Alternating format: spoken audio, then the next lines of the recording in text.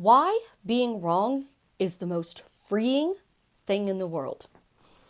I talk about a lot of different things in my videos, but this is one thing that if you adapt, that I am always wrong, can be the most freeing thing in the world for you. It totally is a game changer and was big time in my life. And I'm going to explain to you why and give you examples of how to use it in your life. This is Susie, your beautiful swan queen. Welcome back to the garden, my beautiful ducklings. Subscribe, smash the like button, and I really appreciate you sharing my videos. I am always wrong. I love that phrase. It's simple, easy, effortless to say. But on the flip side, if I say I'm always right, it has a different effect because you know what? My opinion's always right. Everything I teach is always right. Everything I do is always right. Well, when I say, do I want to be right or in a relationship? I'd rather be in a relationship. And the reason always being right is wrong is simple. I argue my point. So if I am always right and I'm discussing politics, religion, the state of the world, vaccinations, social media, rules, regulations, I'm going to argue my point and I am never, ever going to let my point go. So a simple example, you're arguing with your spouse about a dog breed. He wants a Great Dane. I want a Chinese Crested. We have a 1,200 square foot apartment. The Chinese Crested's going to fit in here better. If I am always right, I'm not going to budge. I am going to argue and argue and argue and argue until he finally says, okay, I quit. You can have the fucking dog. But he's not going to be happy, but I'm going to be, I'm right, nah, nah, nah, nah, nah, nah. Well, here's the thing that I love. If I'm always wrong, I'm not going to argue about the dog breed. I'm going to point out facts. I am going to look at this as I am debating as I would anything else. So I'm going to go on the internet and I'm going to get all this information about a Great Dane. I'm going to go on the internet and I'm going to get all this information about a Chinese Crested. And I'm going to pose the facts. Because I'm wrong. My dog's not perfect. His dog's not perfect. Now we settle on a bull mastiff.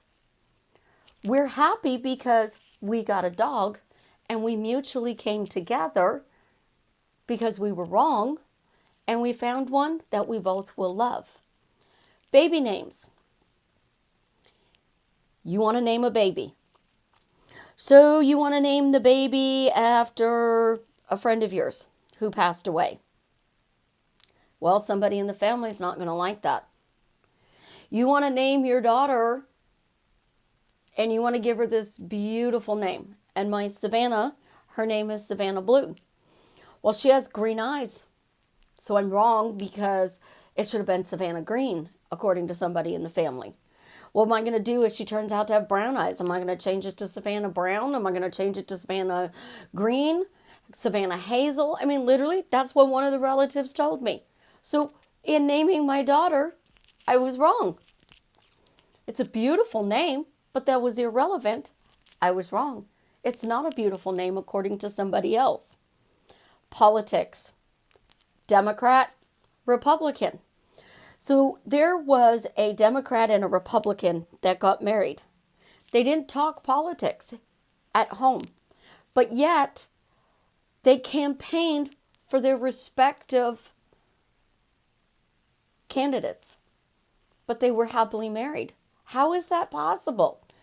Because they knew the other person and themselves were wrong. Your child needs homework help. You go help them do their homework. You were wrong. You didn't help them do the homework. You were wrong. You made their favorite meal and they wanted pizza. You were wrong. You made pizza and they wanted their favorite meal. You were wrong. My son said, you didn't teach us how to, I didn't defend them. And because I didn't defend them, nobody helped him in this argument he was having. Well, if I had defended him, then he wouldn't be able to defend himself in this argument. And since I didn't defend him, he can't defend himself in this argument. Either way, the whole thing did not make sense to me. I understand he's upset about an argument. But what does that have to do with me when I wasn't even involved in the argument? But I got dragged into it, and I'm wrong. It's not even something I did. You go to work, your boss doesn't like something you do because he's got this checkpoint. And this checkpoint says that you have to do this project in this specific step. Well, you skipped step 3, went to step 6, and then you came back, did 3, 4, and 5. You did it wrong. Didn't matter that it got finished. You did it wrong. You did it wrong. So how does this work to your advantage? That's the fun part. So I want a date. We all know they knock on my door. I say it all the time. God wants me to date. My higher self wants me to date. The universe wants me to date. The 0 point, I don't care what you call it. I'm wrong in whatever I call it. So I want a date. He's going to knock on my door. I'm going to open up the door and there's going to be this gorgeous 6-foot+ guy standing outside my door wanting to date me. Thank you, universe. Well, he turns out to be, somebody who doesn't want to work, somebody who doesn't want to live in the city. He wants to just work out, smoke his pot, live out in the middle of nowhere, and let me take care of him. Well, now I was wrong in telling the universe I wanted to date because I wasn't specific. I'm not using his name. And because I'm not using his name and somebody else shows up with the same characteristics, qualities, and traits, I was wrong. Okay?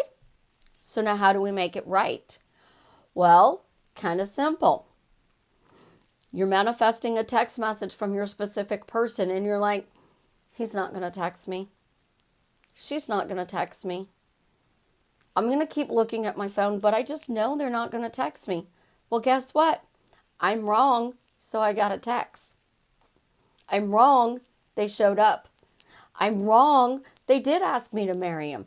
I'm wrong, we are happily living together.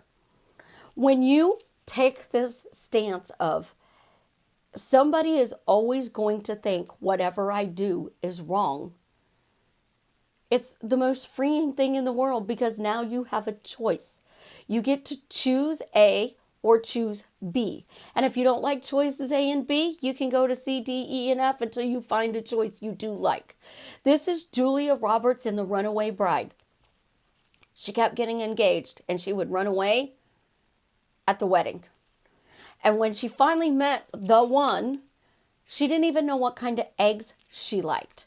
So with each person, what kind of eggs does she like? Well, the same as me. Of course, the same as me. Of course, the same as me. Well, if you know you like your eggs scrambled with a little milk and cheese in it, you chose scrambled eggs with milk and cheese in it. You can eat the other eggs, but you can honestly say, those eggs are okay, but my favorite eggs is this. Now I have a choice. And he's going to say, well, egg whites are the best thing in the world for you. You shouldn't eat the yolk. And you can go, okay, I understand your point, and I'm going to agree to disagree with you. It may be healthier for me. I don't have the physical proof sitting in front of me. I don't feel like debating it this morning with you. But I really love my egg yolks. And I'm healthy, so until my doctor says I'm not going to eat them anymore, I'm just going to eat it. You're not arguing. You're having a conversation. If you are driving and Suri tells you to drive 1 mile, make a left turn, you tell Suri, that's not true. I can't make a left turn in a mile. And you go straight through that mile. Suri's going to adapt. And he's going to take you to the next street and say, make a left here. He's going to take you to the next street, left here. And the next street, left here. And he's going to persist in telling you that you needed to take a left turn. but you made a choice not to turn at that mile. So you turned at that 1.5 miles. Surrey redirected you. So being wrong redirects you to what you want. It doesn't redirect you to being right. It redirects you to what you want in your reality. So if I'm wrong and I'm thinking, we're going to use the assault. The police department's not going to do anything about the assault. I'm wrong. They're going to fix it. They're going to do something about it. If we are all wrong about what's going on in the universe, it can be fixed. If we are always 100% constantly having to be right, what are our conversations like? They're know-it-alls. They're pompous. They're arrogant. They're selfish. And we are trying to justify every single thing that we do and make you fit into our box. So we're taking you, who is a square peg, and trying to stick you in the round hole. Think about it with religious fanatics. And a religious fanatic will argue with you. They'll get their Bible. They'll quote the Bible to you. And they will find quote after quote after quote to get you to see their point. Me, on the other hand, I'm going to quote them something I know. God created the universe, or in science's eyes, we had a 0 point. Either way, they're both wrong because science has no proof that there's a God, and God has no proof to give to science to say he created the world. So who's to say that they're right? The analogy, if a tree falls in a forest and you're there, you hear it. But if a tree falls in a forest and you're not there, does it still make a sound? We don't know because we weren't there. Which came first, the chicken or the egg? We don't know because we weren't there. How did the world start? We don't know because we weren't there. So I'm wrong in whatever opinion I have. So the bonus to this and the best part to being wrong, I don't have any doubts. Very little things trigger me. I had a call with one of my coaching clients, and I was talking to her about this, and she said, I wonder what will trigger me. And I said, very little, because when you are wrong and you have no doubts, there are going to be things that upset you. A car accident, being assaulted, if you all of a sudden went bankrupt, lost your job, that might upset you.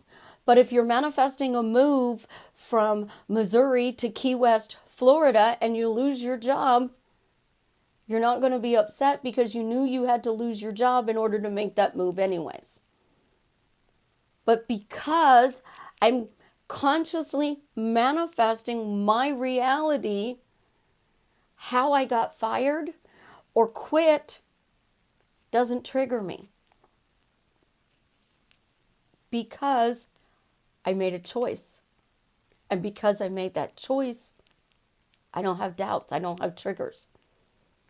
Now, I get upset because we're human and humans love drama.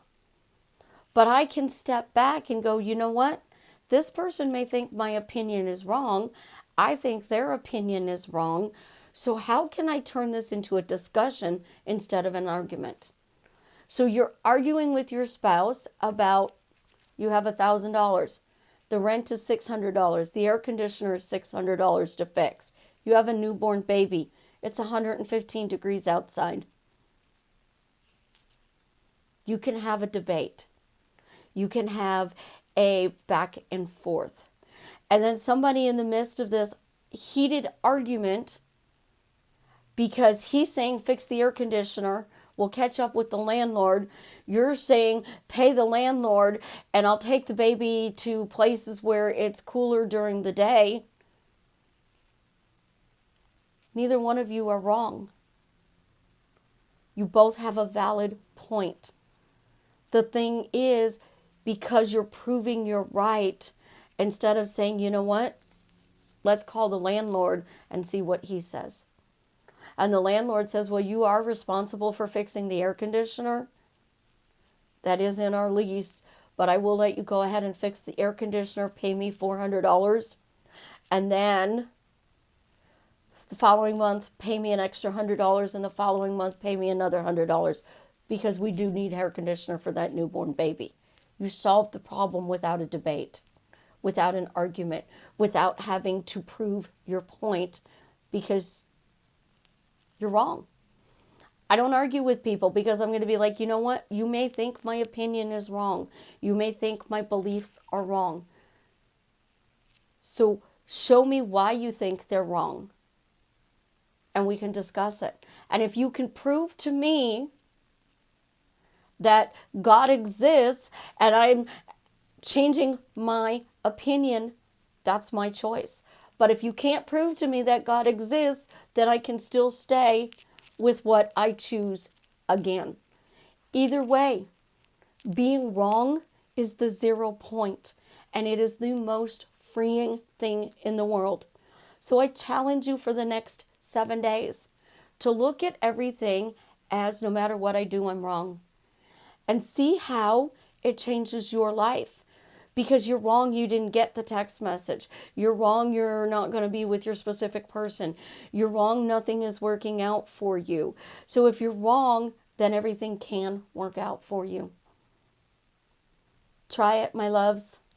I love you. Have an absolutely positively amazing day. Again, subscribe, smash the like button, and share my videos. And as always, tell me how what I'm sharing with you is drastically changing your life for the better.